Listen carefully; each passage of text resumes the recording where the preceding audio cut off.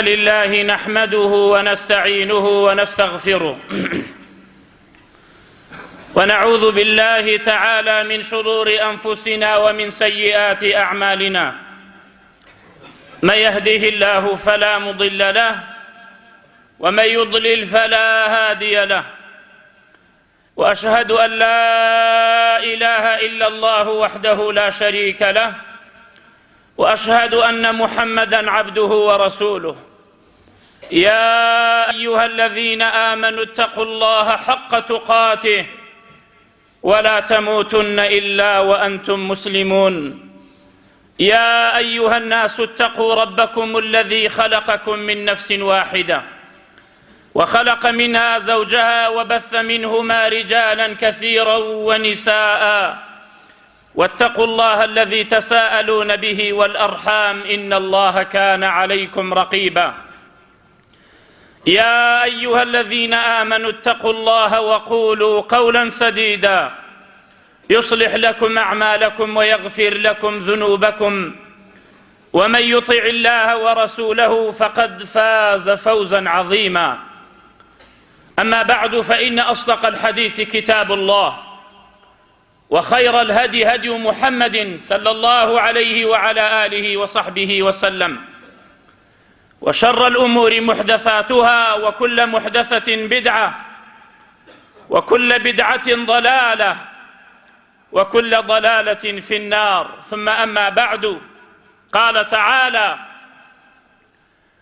لقد كان في قصصهم عبرة لأولي الألباب ما كان حديثا يفترى ولكن تصديق الذي بين يديه وتفصيل كل شيء وهدى ورحمة للمؤمنين.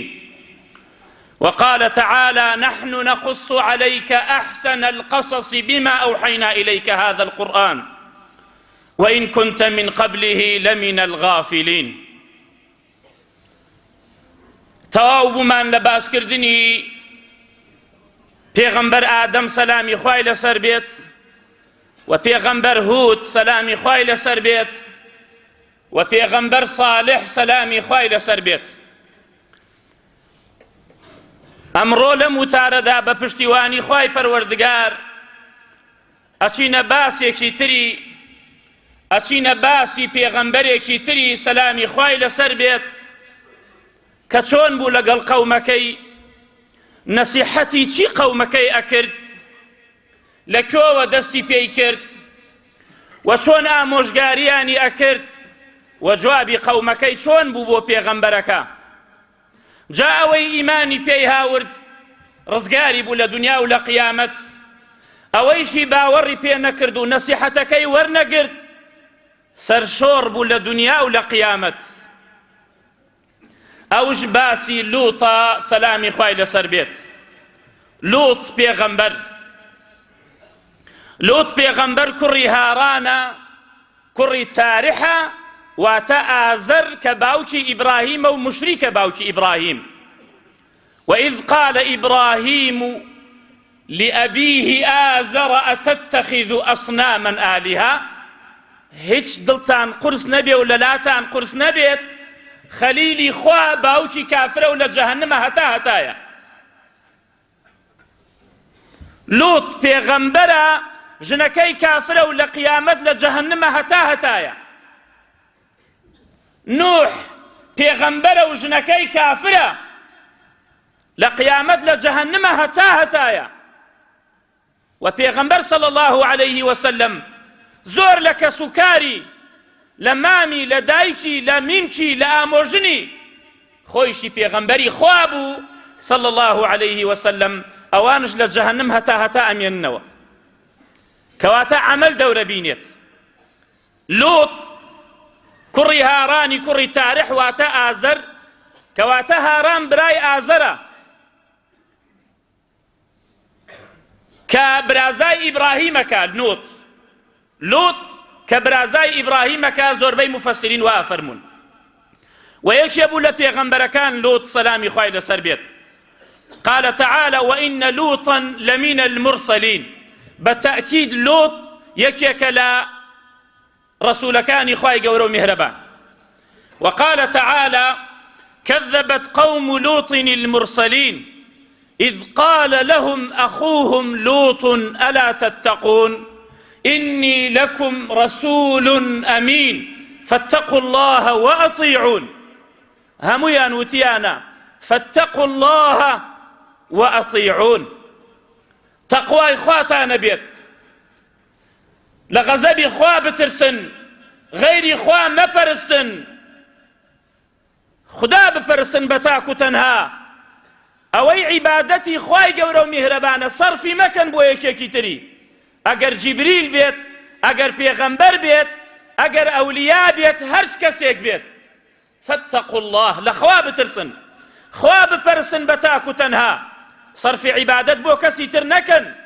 هەموو پێغەمبەران وایان وتووە، هەموو پێغەمبەران وتویانە لقد أرسلنا نوحا إلى قومه فقال يا قوم اعبدوا الله ما لكم من إله غيره.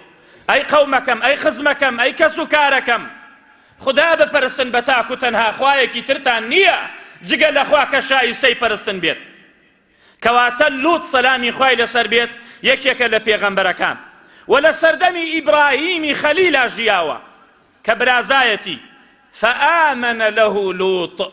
خواي گەورە باسی ئیبراهیم کات ئەفەرمێ لوتش ئیمانی پێ هاوردو لە پاشاندا خوای گەورە میهرەبان کردی بە پێغەمبەر ناردی بۆ لای ئەهلی سودوم وما حولها من القرى لە وادی ئەردەن ناردی بۆ ئەو شوێنە کە بە پێغەمبەرایەتی کە ئەو قەومە ئینحرافیان کرد لە بیر و باوەڕیان، ئەو قەومە بتیانە پەرست، ئەو قەومە داروبەردیانە پەرست، ئەو قەومە خوایانە پەرست و لەگەڵ خوایە غەیری خوایانەشە پەرست، ئەو قەومە بێ لەوەی عەقیدەیان من ئینحرافیان کرد، سلووکیانش ئەخلاقیانش ئینحرافیان کرد، ئەخلاقێکی زۆر ناشرینیان هەبوو.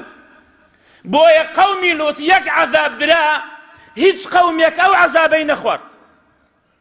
خوای گەورە و میهرەبان یەک عەزابی قەومی لوتی دا کە هیچ قەومێک ئەو عەزابەی توش نەکەوت. بۆ لەبەرەوەی ئیشەکەیان زۆر قێزەون بوو، زۆر بەردڕەوشتی بوو، شەڕوال پیسی بوو، هەم لە عەقیدەیە ئینحرافیان کردو بوو و هەم لە ئەخلاقە. ئەی قەومەکەم، ئەی میلەتەکە، ئەی خەڵکەکە، ئەی مەسئوولەکە، ئەی حکوومەتەکە، لەخوا بترسن، هەموو لەخوا بترسێ کە عەقیدەیەکی صاف و سەلامەتت هەبێ وەکو بیر و باوەڕی پێغەمبەران و پیاوچاکان و ئەخلاقت جوان بێت. وئیلا لە ئایەتەکان کە ئیخوێنینەوە ئێستاکە کە باسی لوط ئەکا خوای گەورە ئەفەرمێت وما هي من الظالمين ببعيد وما هي من الظالمين هذا العذاب ببعيد. دوور نییە ئەو عەزابە بۆ ئێمەش ئەگەر بیر و باوەڕمان وابێ و ئەگەر ئەخلاقمان وابێت. بانگەوازیانیە کرد بۆ لای خوای گەورە و میهرەبان ئەی قەومەکەم یەخوا بپەرسن، هاوار مەکەنە دار و بەرد. ئەوە داوای پێغەمبەران وا بووە کە چەنای چەند ساڵ کەس نەیزانیوە یەک خواپەرستی چی، خەڵکی نەیزانیوە و کەسش نەبووە دەستیان بگرێت. خەڵکی بەبان خەبرێکە بازێدا بووە مناڵ، خەڵکی ئەچوو حەیوانی سەرا بڕی لە لای مەرقەدێک بۆ ئەوەی ڕانەکەی بپارێزرێت، ڕانە مەڕەکەی لە خراپە. ئەگەر کەس ئەڵێوانیە با ئێستا کە دەست بەرزۆکە بڵێوانیە. خەڵک هەبوو ئەچوو پەڕۆیەکی سەوزیە بەستە دەستێەوە بۆ لەرزوتا.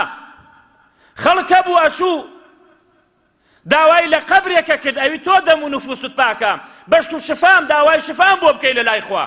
ئێستاکەش بەردەوامە، بەڵام ئەلحەمدولیلا ئەوەی نووری هیدایەت چووە دڵێەوە ئەو دینەی قبول کرد و ئەوەی کە کردیان جاران وتیان لەسەر غەڵەت بوومانە و خدا لەوانش خۆش بێت چونکە ئەوان نەیانزانیوە. ئەوە داوای پێغەمبەرانە کە پێیە ئەچین هەموو ئایەتەکان ئەبێ ئیشارەتی پێ بدەین. و هەروەها ئەو فیعلە ناشرینە کە لە ناویان هەبوو زۆر نەسیحەتیانیە کرد. ئەی قەومەکەم واز لەم خراپەیە بێنن، واز لەم تاوانە ناشرینە بێنن. قال تعالى ولوطا إذ قال لقومه أتأتون الفاحشة ما سبقكم بها من أحد من العالمين. أي قومكم لوط بقومك يوت أي قومكم ئێوە فاحیشەیەکەکەن، ئێوە شەڕواڵ پیسیەکەکەن کە هیچ کەسێ لە پێشی ئێوە وای نەکردووە. بۆیە هەندێ لە سەلەف ئەفەرمون چونکە نێر خەریکی نێر بوو، خەریکی نێربازی بوون.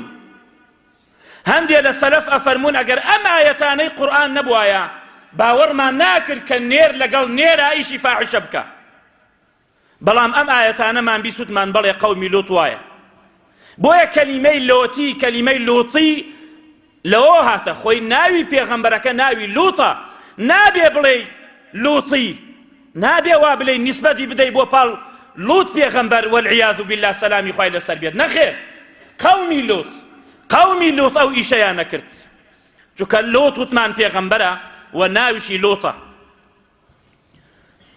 إنكم لتأتون الرجال شهوة من دون النساء بل أنتم قوم مسرفون.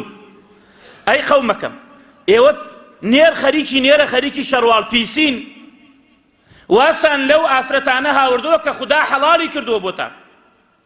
إيوة قوم يكن مسرفن تجاوزتان كردو هل أولية بتبرستن لبتبرستين شو رويتانا إيشي فاحشاكن أميش ناشريناكن.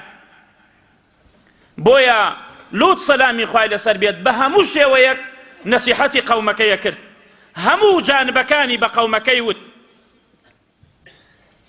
یەکەم وتمان بانگەوازی قەومەکەی کرد بۆ لای خوای گەورە. كذبت قوم لوط المرسلين إذ قال لهم أخوهم لوط ألا تتقون إني لكم رسول أمين فاتقوا الله وأطيعون. لخوا بترسنوا يك خدا بپرستن ما لكم من إله غيره بەگۆڕایەلی منش بکەن، چونکە پێغەمبەران مەعسوومن، چونکە پێغەمبەران لە خۆیان و قسەیان نەکردووە. بۆیە زۆربەی کەسەیە کاتێ ئایەتی بۆ دێنی، کاتێ حەدیسی صحیحی بۆ دێنی، ئەخاڵێ من تەریقەتەکەم واڵێ، ئەخە من مەذهەبەکەم وا ناڵێ. قسەی هەر کەسێ بوو، قسەی هەچ عالمێکی زۆر بەڕێز بوو، مخالەفەی قسەی پێغەمبەرانی کرد سەلامی خوای لەسەر بێ، بیدە بە قەیدی وارە. خۆیان وایان وتووە. إمام أبي حنيفة، إمام مالك، إمام شافعي، إمام أحمد رحمة رزاي خوايان لبيت والله همويان وتويانا أقر قصي إما مخالفة حديث ببيدان بقيد وارا إما برين لي لجيان ولا مردنشا إما أمرو قصي كلين بياني بشيمان بينوا إما ألين حرام لسر خلقي هرشي جوي لإما بوباسي بكا نزاني لكو هاوردمانا أوان بشر بون، ئەوان معسووم نەبوون، ئەوان هەڵەیان نەکرد. کەواتە فاتقوا الله وأطيعون. خوا بپەرستن بە تاک و تەنها و بەڵام بە قسەی من بکەن و لە قسەم دەرنەچن. دووهەم خەبەری پێیاندا کە من پێغەمبەرم لەلایەن خوای گەورە و میهرەبانەوە هیچ ئەجر و پاداشتێکم لە ئێوە ناوێ. ئەو کاتە زیاتر نەسیحەت وەرەگیرێت. وما أسألكم عليه من أجر إن أجري إلا على رب العالمين. أجر پاداشتم لإيوة ناوي لم بانگوازي كإيوة بانگكم. أجر پاداشتي من للاي خواي خومك مني كردو بپیغمبر. أجر پاداشتي من للاي خواي گوري لقيامته. هيش أجر پاداشتم لإيوة ناوي. وزور ريقري ليانا كرد لو فاحشي كايان كرد. قال ولوطا إذ قال لقومه إنكم لتأتون الفاحشة ما سبقكم بها من أحد من العالمين أئنكم لتأتون الرجال إيوه خريكي يكترين نير خريكي نيرة وتقطعون السبيل والرياقر لخلقي تقطعون السبيل. قال تعالى وتقطعون السبيل وتأتون في ناديكم المنكر.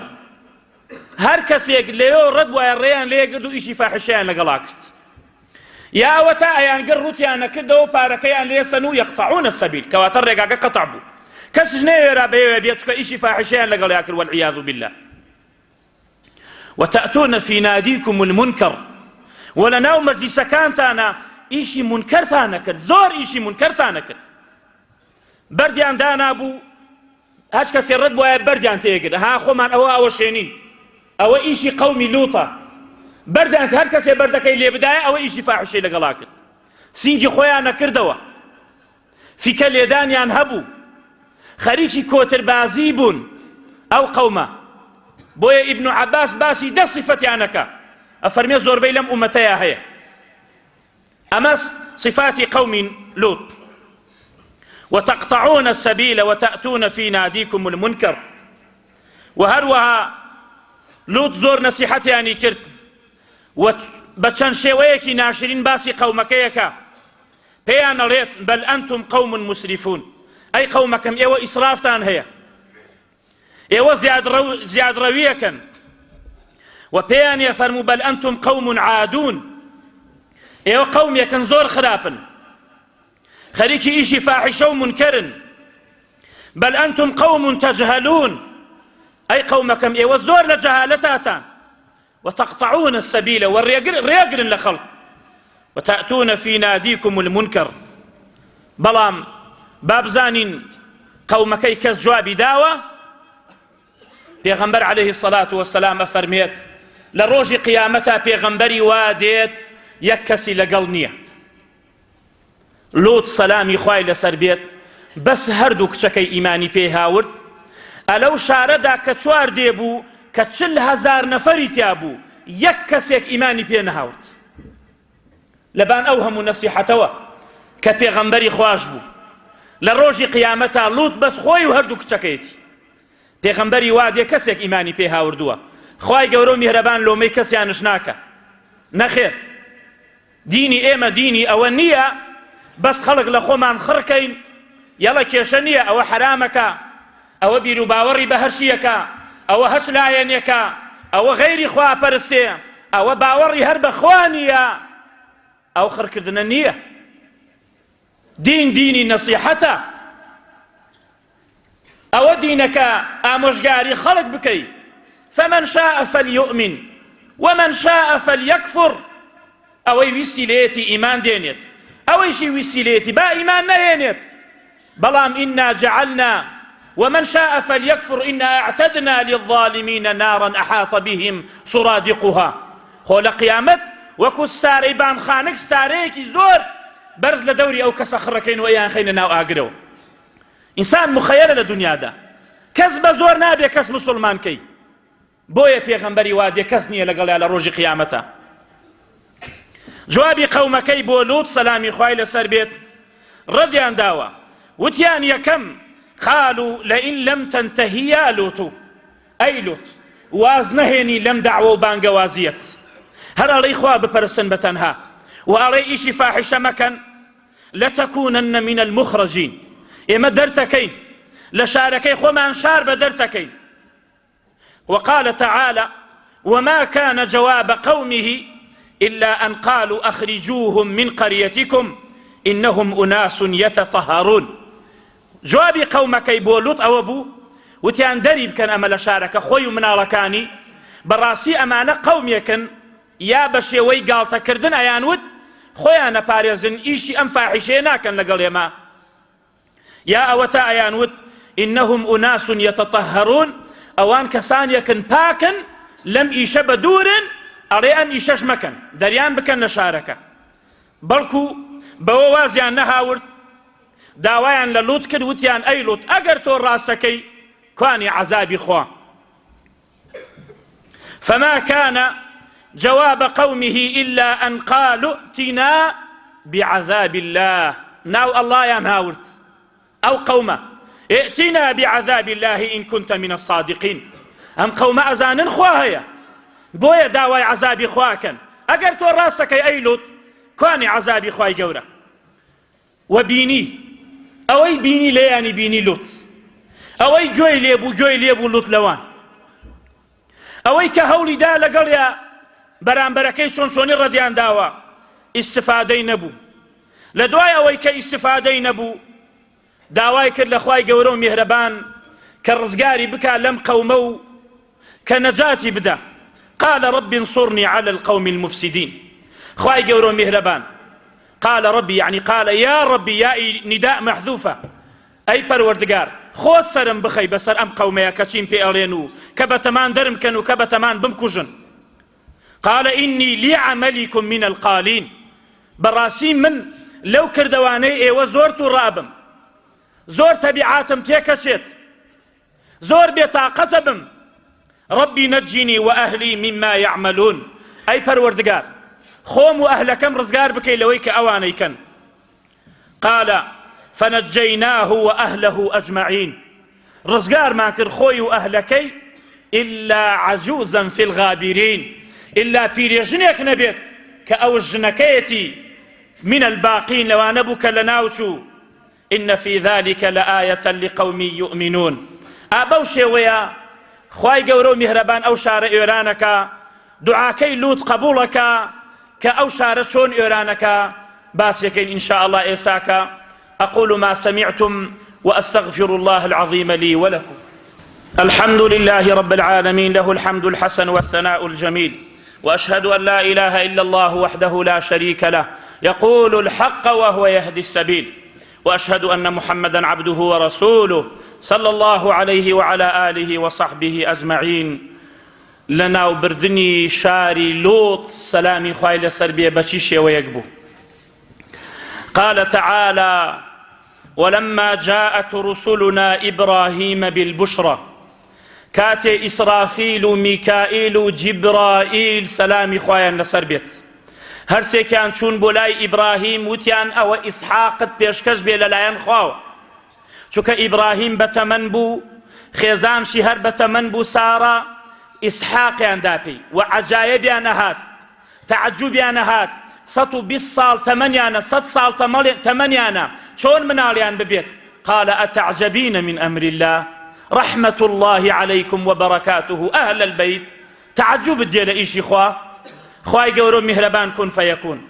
ولما جاءت رسلنا إبراهيم بالبشرى لدواي بشرى كوتيان قالوا إنا مهلكو أهل هذه القرية إن أهلها كانوا ظالمين. ئێمە هاتوین بچین ئەو شارە ئێران بکەین چونکە ئەو شارە قەومەکەی زۆر زاڵم و زۆر شەروال پیسن و غەیری خواپەرستن. قال إن فيها لوطا ئەیوتی نازانن ئەوە لوتی برازان لەوەیە. قالوا نحن أعلم بمن فيها ئێمە چاکترە زانین کێی تایە. لننجينه وأهله إلا امرأته كانت من الغابرين. ڕزگارێکەین ئێمە لوت ڕزگارەکەین ئەهلەکەی ڕزگارەکەین إلا ژنەکەی نەبێت لەوانەیە کە ئەمێننەوە عەزابەکە توێ بێت. وقال تعالى فلما ذهب عن إبراهيم الروع وجاءته البشرى يجادلنا ولم يقل يجادلهم. كاتي پێغەمبەران چوون بۆ لای ئیبراهیم سەریان لە ئیبراهیم دا طبعا نانی بۆیان دانا و نانی نەخواردو زۆر ترسا ئیبراهیم ئەمجا کە پێیان وت بابە ئێمە مەلائیکەین ئێمە جیبریلین ئێمە میکائیلین ئێمە ئیسرافیلین. فلما ذهب عن إبراهيم الروعة ترس لإبراهيم نما وجاءته البشرى إسحاقيان بشرى إسحاقيان دابي خدا أفرميت يجادلنا في قوم لوط. مجادلة لقل إيماءك واتا لقل أوانيك شك أوان بأمر خوا دابزيون. إبراهيم سلامي خواي لسبي مناقشيك لقل ملائكة كان هدبو شورون أو لوتي برازامي تايا إيوه قوميك إيرانا كان أقر تلكسي تيا مسلمان بيت مفسرين زور مجاهد و قتادة وافرمون وتي نخير أقر تلكسي مسلمان بي إيراني ناكا أي أقر بيس كسي أي أقر دكسي فرموي دكسش بهر إيراني ناكين بلام تايانية يكسي تانية إلا لوتو هردوك تكين بيت. إن إبراهيم لحليم أواه مبين. براسي إبراهيم زور دل نرمى زور حليمة زور أقريته لا إخواي قورا زور هوري أويدا لقم ملائكان بوي قومك إيمان بينن بلوت. وتيان يا إبراهيم أعرض عن هذا أي إبراهيم وازمان لي بينه مناقشة ما لقلا مكة إنه قد جاء أمر ربك عذاب خواهاتوا وإنهم آتيهم عذاب غير مردود. أوان عذابي كان لا إخوة وبهات وتعزى عذابي إخوة ناقريتوا مناقشة ما لقلا مكة درباري أوان ملائكة كان كوتن الري برو شاري سدوم بيني اندوكتش خريكن آوة بنوا بلان بشيويكي سيقنجي جوان بو أوي ببيت ابتلاء وامتحان زياتر بو أو شارع چوكا أوان هر خريكي نيربازي بون قورو بچوكيان ككاتي الرويشتن بينيان دو آفرت وتيان أري أما أرضي سدوما وتيان بلي وتیان ئایا کەسی تایە میێوانداریمان بکات؟ وتیان وەڵڵا کەسی تیا نییە. ئێوە ئەڵێ ئەم شارە ناناسن، ئەمە قەومێکن زۆر خراپن، نەکەن بێنە ناو ئەم شارەوە. ئیلا ئەختیارێکی تایە، ئەڕوین خەبەری ئەدەینێ بزار چیڵێ. هاتنەوە بۆ لای باوکیان بۆ لای لووت، وتیان باوە دووسێ گەنج هاتوون گەلێ جوان و ڕێک و پێکن، فریایان بکەوە. ئەو کاتە ولما جاءت رسلنا لوطا سيء بهم وضاق بهم ذرعا. کاتێ بینیانی دڵی سەغڵەت بوو لووت، زۆر دنیای لێ تەنگەوە بوو. وقال هذا يوم عصيب. بەڕاستی ئەمە ڕۆژێکی زۆر قورسە بۆ من. ئەمانە هاتوون ئەگەر میوانداریان پێ ناکەم نایان بۆ لای من، ئەوان ئەیان بەن و ئیشی فاحیشەیان لەگەڵاکەن. ئەگەر ئەیان بەمەوە تووشی موسیبەت دێم، ئێستاکە قەومەکەم دێن. ئابە و شێوەیە. وجاءه كاتي وضاق بهم ذرعا وقال هذا يوم عصيب. كاتي لوط روي بيان دينيت ژنەکەی لوط خەبەری نارد بۆ شارەکە، وتی مەقەیەت من ئێستاکە سێ گەنج دێت وها وها جوانە وها وها چاکن. فتنەی کرد چکۆ ژنەکەی وتمان کافرە بوو. وجاءه قومه يهرعون إليه ومن قبل كانوا يعملون السيئات. قومەکەی کاتی ئەمەیان بیست هەر بەڕاکردن هاتن، يسرعون يهرولون يسعون، بەڕاکردن هاتن بۆ بەردەم قاپی ماڵی لوت. وجاءه قومه يهرعون إليه ومن قبل كانوا يعملون السيئات. پێشەوەی ئەو پێغەمبەرانە بێن ئەو مەلائیکانە، پێشەوەی لوت بێ ئەوان ئەو ئیشە خراپەیانە کرد، دایان لە قاپی. کێوە وتی هاتوین بۆ میوانەکانت، بیستمانە چەند گەنجێکی جوان هاتووە بۆی ئیشی فاحیشەی لەگەڵا بکەین. قال يا قوم هؤلاء بناتي هن أطهر لكم. أي قومكم أو كتكانم بە شێوەیەکی شەرعی مارەی بکەن، ئەوان چاکترن بۆ ئێوە. قالوا لقد علمت. قال هؤلاء بناتي هن أطهر لكم فاتقوا الله ولا تخزوني في ضيفي أليس منكم رجل رشيد. تقوى إخواتنا بيت حيام مبن للاي ميوانا كان، ئابڕۆم مەبەن لە لای میێوانەکان. ئایا پیاوێکی ڕەشیدتان تیا نییە؟ کەسێکتان تیا نییە کورە بڵێ عیبە با بگەڕێنەوە میێوانی هەیە، نەهی بکە لەم خراپەیە.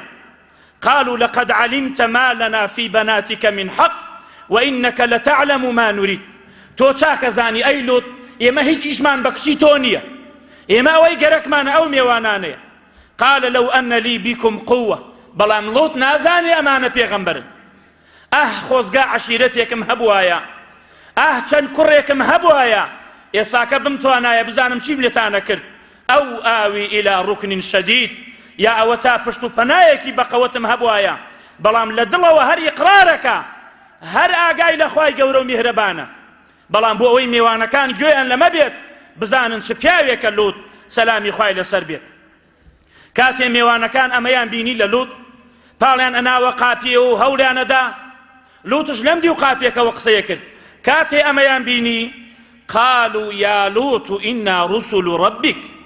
أي لوط مترسە ئێمە پێغەمبەرین لەلای خواوە هاتوین. لن يصلوا إليك. دەستیان بە تۆ ناگا. لن يصلوا إليك فأسر بأهلك بقطع من الليل ولا يلتفت منكم أحد إلا امرأتك إنه مصيبها ما أصابهم. إنه مصيبها ما أصابهم إن موعدهم الصبح أليس الصبح بقريب. فرموي أي وتيان أيلو إما بيغمبري خوين أو جبريل أو ميكائيل أو إسرافيل إما هاتوين دسيان ناقيبتو بلام تو شو هنيكي بميني أبي خوتو أهلك دربتي وبروي كزبر نكات دوا وكاتي دنقك هات كزبر نكات دوا وامضوا حيث تؤمرون. شو أمرتان تيكراوا هندي مفسرين في الملائكة لبيشان ودليل لشونا كانوا أود بكون دوا مور شو كتيكي بمينير برنكنا دواوا إلا خيزانك النبي يا أمينيتوا يا دي لقلتا بركات دواوا بردك دي أدالوش. إنه مصيبها ما أصابهم إن موعدهم الصبح. موعدي أمانا دمو بيانك خور درجي أليس الصبح بقريب. آية بيانين يزقوا نبوة بەیانی نێزگەوە بووە. کاتێ ئەمەیان بینی فلما جاء أمرنا جعلنا عاليها سافلها وأمطرنا عليهم حجارة من سجيل منضود مسومة عند ربك وما هي من الظالمين ببعيد. وقال تعالى وجاء أهل المدينة يستبشرون بشران داويك لوط ميواني هاتوا قال إن هؤلاء ضيفي فلا تفضحون حيان مبن آبرون مبن أوانا ميواني منن واتقوا الله ولا تخزون قالوا أولم ننهك عن العالمين بيتمان نوت نابي كس ميوان داري توبكا قال أولم ننهك عن العالمين قال هؤلاء بناتي إن كنتم فاعلين أو كشكان مقري والراستكن بشيويكي شرعي ما ريبكن بس حيان مبن خداء فرميت لعمرك إنهم لفي سكرتهم يعمهون بعمري تو أي پیغمبر صلى الله عليه وسلم بحياتي تو بجياني تو أوان في سكرتهم في ضلالهم يعمهون يترددون أوان لقمراي خويانا قلب ابنو تقلادن لنا قمراي خويان دا بردواما لقمراي خويان بجياني تو أي پیغمبر محمد صلى الله عليه وسلم شكو خواهي قورو مهربان سيوني بجياني هيس پیغمبرك نخواردوا سيوني بجياني پیغمبر محمد خواردوا صلاة وسلامي خواهي قوري لسر بيت. وقال تعالى ولقد راودوه عن ضيفه فطمسنا أعينهم فذوقوا عذابي ونذر. كاتي أميان بيني جبريل هات درو قابليان كدو كقابليان كدو نقبالي آوالي كرد فطمسنا أعينهم هميان شاويان كوربو شونواري شاويان شنما همي بو قوشت بكورة كورة روينو وتيان بابا ساحريك على مالوتا چی ساحريك مگر بياني روجه ونبي أبي لوط بكجين فطمسنا أعينهم فذوقوا عذابي ونذر. وقضينا إليه ذلك الأمر أن دابر هؤلاء مقطوع مصبحين أمر من بيكرت شو توزيكي بمين دربشي شو أم قوما لبكرة عن أبيها كسيان نامين يكسيان نامين قال فأخرجنا من كان فيها من المؤمنين أوي مؤمن بو درمان كرت لدلو إيماني بخوا بو درمان كرت بلام فما وجدنا فيها غير بيت من المسلمين نمان بيني إلا مالك مسلمان نبيت أو مالي لوطا سلامي خويل سربيت. وتركنا فيها آية للذين يخافون العذاب الأليم. وجيمان هشت أو شارمان جي هشت بو درزو عبرت بو كسانيك فكرك ولا عذابي خوا كاو إيشنكن. وقال تعالى وأنه أهلك عادا الأولى وثمود فما أبقى هل أو ذاتيا كأهلك عادا الأولى قوم عاد همي لنا وبرت وثمود فما أبقى قوم ثمود لنا وبرت كباسمان كرت. وقوم نوح من قبل إنهم كانوا هم أظلم وأطغى وقوم نوح لنا وبرت شو كزور استمكاربن والمؤتفكة أهوى أو تاوان بارانا أو شروال بيسانا خواهي قورو مهربان همياني برد بو آسمان فغشاها ما غشا أو عذاب داياني قرد شون داياني قرد. فبأي آلاء ربك تتمارى أي إنسان بيباور بتشيك لنعمتكان إخواتو مترددي بل خواهي قورو مهربان فرميت جعلنا عاليها سافلها. إمام مجاهد فرميت جبريل نقبالي كده جير شاركيا وبردي بو آسمان بردي بآسمانه هموي بحيوان وبهموش تكوا آسماني يكم علي جومان لدن وريني سقكان يان بوهاتن بولاي إيما فجعلناها عاليها سافلها أم جال لوي قلب مان كردوا كقلب مان كردوا وأمطرنا عليهم حجارة من سجيل منضود مسومة عند ربك ليو برد بارانيان مان كرد بردي كزور برجاوا كيتبع بعضه بعضا كبردكان ناوي لسر نسرابو أم بردبو فلاني كوري فلان أشو أيدا لسري لكم يودرتشو لو بانا وخواي قورو مهربان جيرو جورياني كرت إيساكش لأردن أو بحر الرشا نسو زاي هي لوي نماسي تياجي نهيش حي بويا خواي قورا أفرميت تمرون عليه وبالليل أفلا تعقلون إيوا أدن ببردمي أو شاء أبينين إيساكش ماوا بو فكرنا كانوا بو درزو عبرة ورناقرن.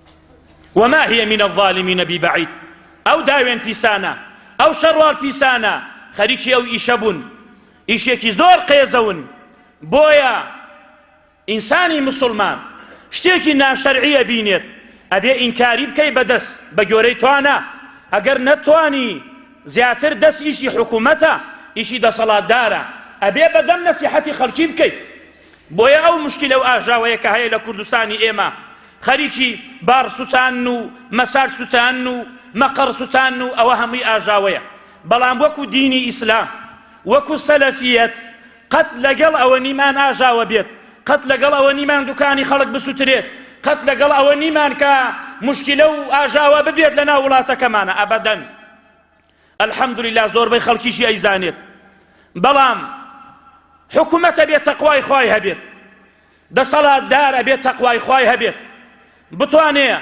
خەڵکی وا هەیە ئەگەڕێتەوە بۆ دین لە هەموو شت عەزیزترە دوایی ئیشی ناشەرعیەکەن لە مەساج و لە عارق فرۆشتن لە کۆڵانەکان و لە بازاڕەکاندا کەسی ئەمەکە ئەیخواتەوە ئیشی خراپاکە خەریکی دەعامکردنە خەریکی پیاوکوشتنە کاتێ خۆی بێعەقڵەکە حکوومەت ئەبێ بە شێوەیەکی زۆر عاقلانە زۆر لە خوا ترسانە ئەو ئیشە ناشەرعیانە هێواش نەیەڵێ چونکە ملەتی کورد ملەتێکی مسلمانە والله هەمومان پێمان ناخۆشە کە لەبان ئەم جەعدایە دوکانی عارەقە بێت هەمومان پێمان ناخۆشە جا ئەگەر پێمان ناخۆش نەبێت لە دڵەوە ئێمە کافرین ئێمە مسلمان نیمان هەموو کەس پێی ناخۆشە بۆیە ملەتی کورد ملەتێکی مسلمانە تازە هەر بە مسلمانیەتی ئەڕوا تازە هەر بەتەمان بە مسلمانیەتی بمرن بەڵام هەندێک کەس غەیرە دین ئەو ئیشانە ئەکەن حکوومەت ئەبێ زۆر بە چاوێکی بەڕەحمانەوە هەوڵ بدا ئەو فیعلانە نەیەڵێت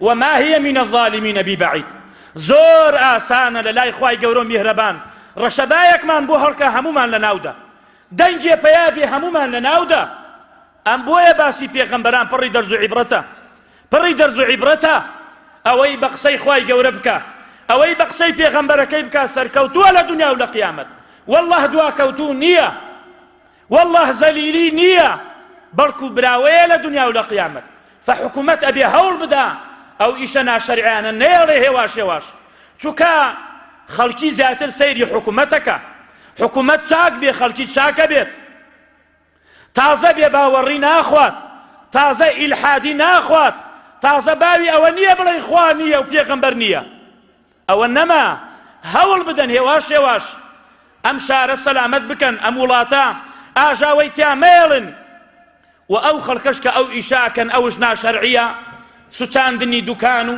بڕین و کوشتن و هەرا و هۆسا لەگەڵ ئەوە نیمان بەڵکو دین نەسیحەتە بۆ حکوومەت نەسیحەتە بۆ خەڵکیش حکوومەت هێواش ڕوو لە خوا بکە هێواش لە کەناڵەکانە دەرەچێت لە جەریدەکانە دەرەچێت با لە 20 قسەیە جارێکش ناو خوای گەورە بێنێت با لە 10 قسەشە جارێک ناو ڕەسوول الله بێنێ صلی الله عليه وسلم بۆی خەڵکی بڵێ بە تەواوەتی بڵێ ئەمانە هێواش ڕویان لە دینە و ئەمانە دیندارن و خەڵکیش ئاژاوە نەکەن ئاشوبی نەکەن ئەو سوتان و بڕینە هیچی جێی نابێتەوە لە شەرعدا داواکەین لە خوای گەورە و میهرەبان کە وڵاتەکەمان سەلامەت بکە یا ڕەبی خودایە لێ تەپاڕێنەوە بە ناوە جوانەکانت و بە سیفاتە بەرزەکانت ئەوەی نیەتی هەیە ئەوەی ئیش ئەکات ئەوەی پارە سەرف ئەکات لەوەی کەوا ئەن تەشیع الفاحشة في الذين آمنوا فاحشە بڵاو بکاتەوە دوکانی بەرەڵایی بڵاو بکاتەوە ئیشی ناشەرعی بڵاو بکاتەوە یا ڕەبی خودایە گۆج و ئیفلیجی بکەی یا ڕەبی خودایە گۆج و ئیفلیجی بکەی یا ڕەبی خودایە خۆی و ڕسوا بکەی لە دنیادا پێش قیامەت یا ڕەبی خودایە تۆڵەی خۆتیان لێ بسەنیتەوە یا ڕەبی خودایە ئەوەی نیەتی چاکەیە حەزەکە ئەم وڵاتە سەلامەت بێ حەزەکە ئەم عەبدانە سەلامەت بن یا ڕەبی خودایە سەلامەتی بکەی یا ڕەبی خودایە بیبەیتە ملی خێرە یا ڕەبی خودایە ترسی خۆت بخەیتە دڵ دەسەڵاتدارەکانمانەوە یا ڕەبی خودایە مۆفەقیان بکەی لەسەر کاری چاکە یا ڕەبی خودایە هاوڕێی باشیان پێ ببەخشی بۆی ئەمریان پێ بکا بە چاکە و نەهیان لێ بکا لە خراپە یا ڕەبی خودایە